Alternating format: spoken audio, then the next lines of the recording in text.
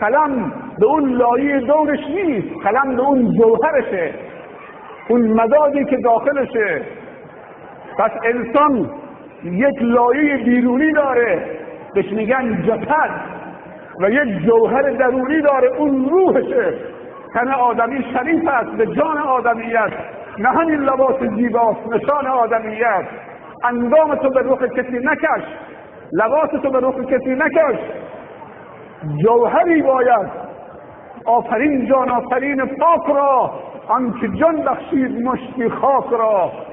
انسان به جوهرش هست و جوهر انسان قلب انسانه، روح و روان انسانه.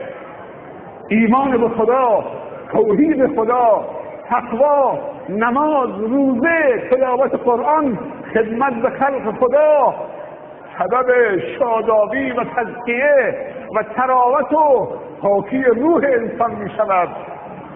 قلم به جوهرش است، با تکه چوب که نمیشه نوشت.